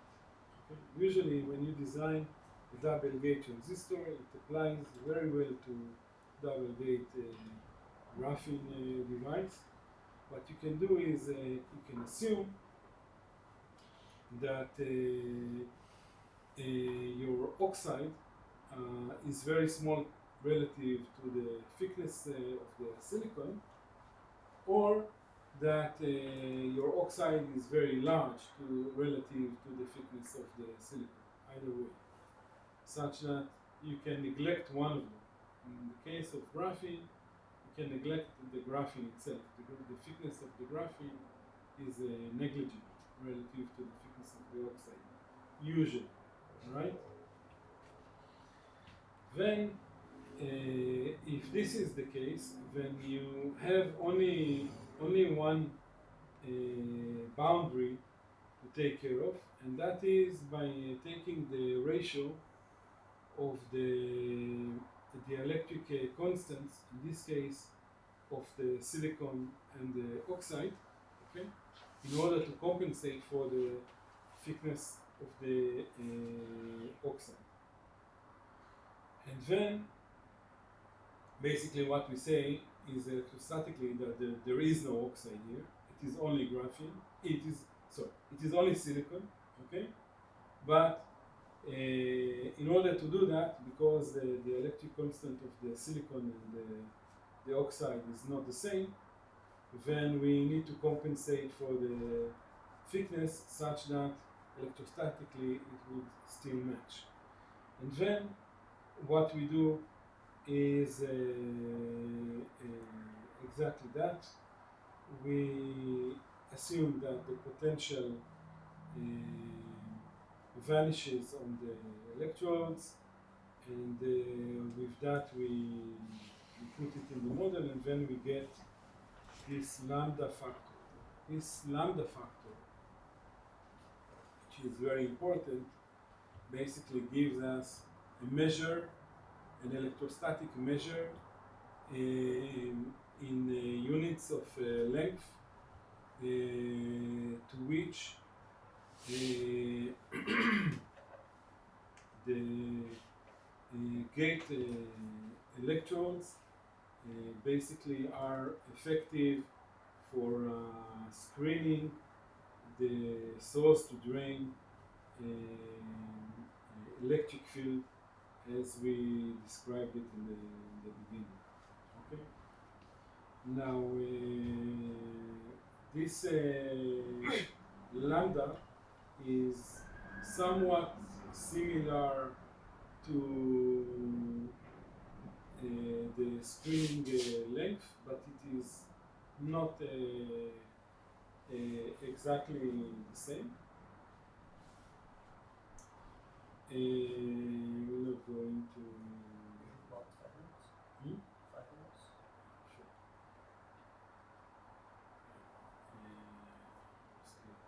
This. Okay. So, what did you study about graphene? This should be familiar. Familiar, right? Yeah. Okay. So in a PNP junction of graphene like this, do we expect to see, like we saw in the silicon transistor, two opposite diodes? That we see that at least one of them is reversed and the current is being suppressed by that? Actually, we Wait, didn't discuss PNP? quantum mechanics. We PNP didn't discuss transistor? quantum mechanics. You didn't discuss Not that. yet. Again? PNP transistor? Yeah. PNP, no, it's supposed to See, allow current when you don't apply a voltage. again? PNP is like inverse. Yeah, it's like similar to NPN. Just one of them, so it is bipolar transistor. Yeah.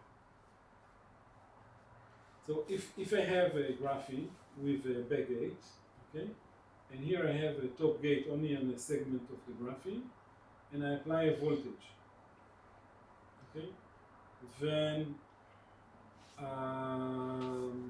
and then I drive current from left to right. Do I expect to see a diode-like IV curve or like a resistor straight line? Diode-like. Diode. If Any you apply a suggestions? voltage to the gate, it should be diode-like. Didn't see it yet. Hmm? This is next class. Okay. It is a straight line. Okay, that is your next class with Hanan. You will not. Okay, I will talk about different things. Okay, in graphene, basically, you talked about it, Yeah. quantum capacitance and so on. Okay, so these things have been covered. Yes, actually, in good detail. Doping.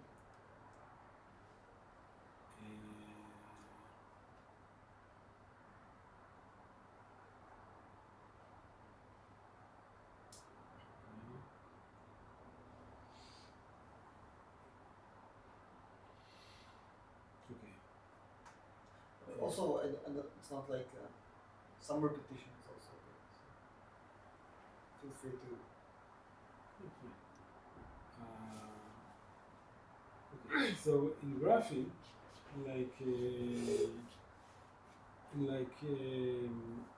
into the semiconductors, but more subtly, there is an interface between a metal and the graphene itself that comes, as I said, from the difference in the carry of the electron density, okay? Density of electrons. So in a contact with metal, there is always the question, like, if the electrons would first go from the metal to the graphene and then turn to the direction of the current, or would they flow in the metal until the edge, and then only at the edge, when the contact ends, it would leak into the graphene to continue to flow in the graphene? Understand my question? And do you know the answer to that? No, we didn't talk about it? Thought I did. Can you repeat the question? So suppose that there is not drawing. Yeah, but we have to stop the PowerPoint for that.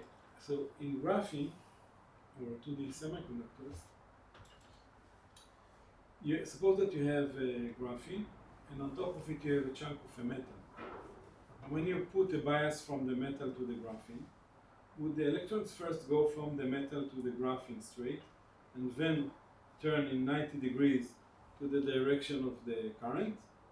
Or would they bunch at the corner that connects the graphene and the metal, flow in the metal until there is nowhere to continue in the metal, and only at the end leak into the graphene? So do you ask whether there will be interlayer transport at the beginning or at the end of the motion? And not only that, it is like if the electrons at all feel this 90-degree turn when they flow from the metal to the semiconductors or graphene. I think there will be an interlayer transport at the beginning, and then there will be a motion into the graphene, like a photocurrent in the graphene, like in the graphene itself. You need to go back to the lecture on current crowding. Really? Current crowding. We talked about it. Okay. So how this is being checked? There are two ways to check it. Okay? One thing is one needs to make a series of contacts on the graphene with variations in the area of the contact, but with similar distance between electrodes. Meaning that we put an electrode and then a wider electrode and wider and wider and wider. And then you see when you have a wider electrode, it means that you inject more current. That is called the drivability of how much current you inject from the metal to the semiconductor.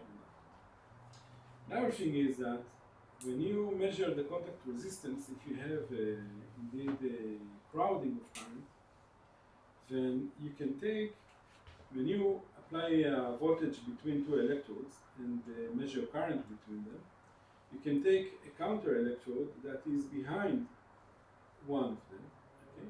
And you can measure if there is a voltage on it when you apply a voltage between two other electrodes, suppose that this is the ground and this is the bias, and then you can check if the electrode behind the ground has some voltage that is non-zero. Usually there is a voltage that is non-zero, because what happens is that the electrons that cannot take the turn of 90 degrees are being backscattered. Okay? And we are backscattered to the back electrode, and therefore on the back electrode you can measure a non-zero voltage. Okay? And this is due just simply from the contact resistance in the forward bias. Okay? So to the question, if it happens, a Japanese scientist made this experiment like more than 10 years ago, at least 12 years ago with graphene, and showed that for some metals, he saw that there is a current crowding, and for some metals there was no current crowding.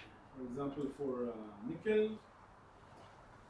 nickel makes a very good interface with graphene. The current flow from the entirety of the contact, meaning that when he put wider and wider contacts, the current was proportional to the width of the contact. Okay. And with titanium and chromium, the width of the contact didn't make any effect on the amount of current that was collected. Meaning that This is for top contacts, not for side for top contacts. contact, yes, yes, of course. I'm talking about top No, contact. I'm clarifying. Yeah, and the same is for the 2D semiconductors. And then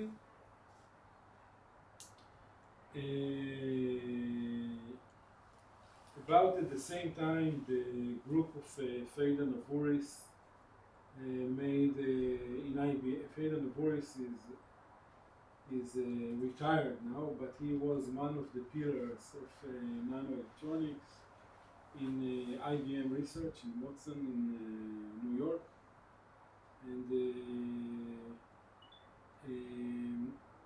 he had at the time complementary findings regarding the interface of metals with graphene, one of which was the making devices with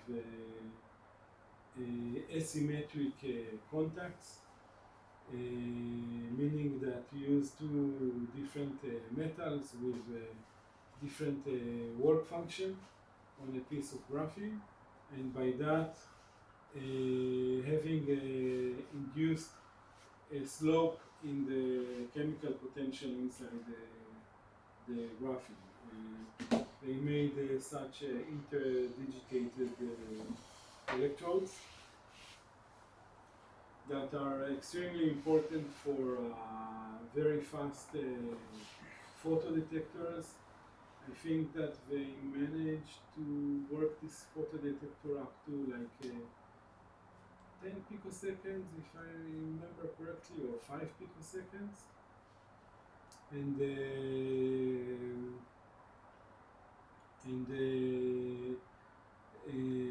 thing is that because there is these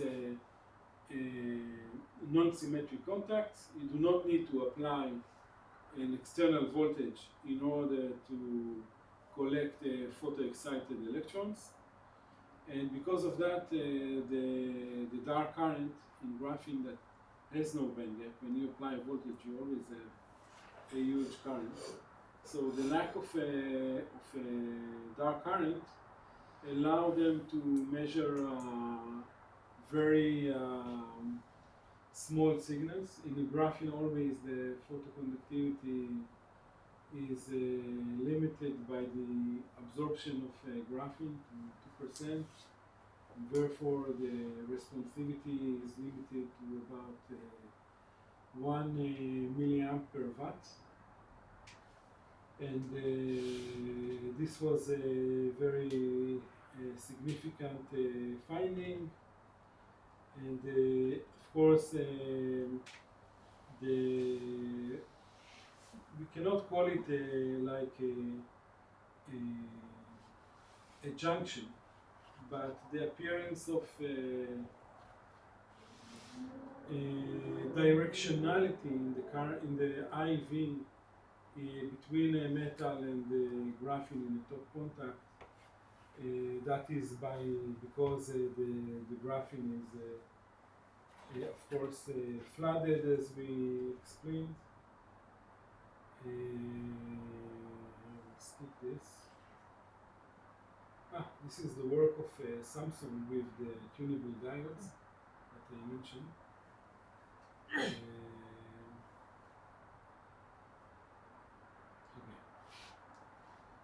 This is also work by Feidan and Boris, and that is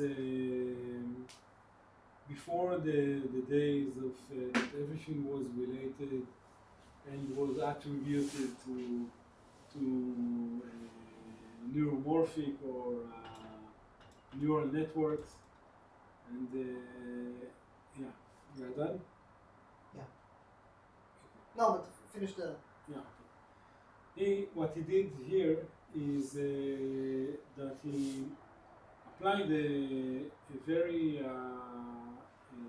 strong pulse of current in the graphene device between the source and the drain. And then after he applied this pulse of current, the graphene was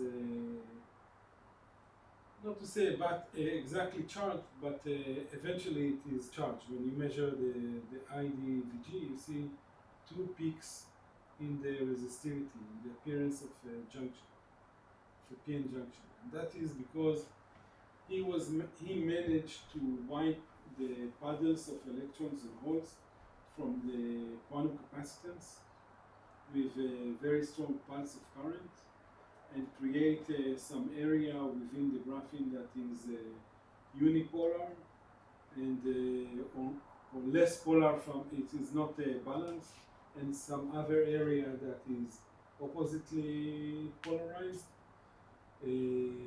such that he could measure he could create and also erase such PN junctions with pulses of current.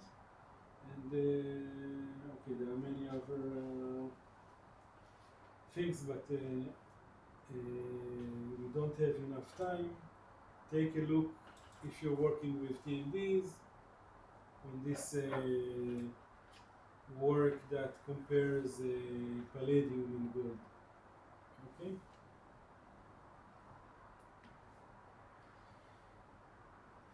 Thank you.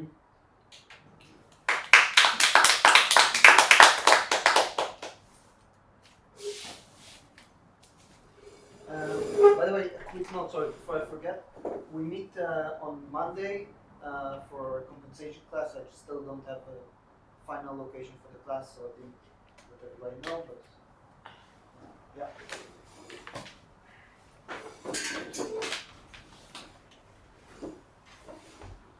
Only 20 more slides. Yeah. It's always only 20 more.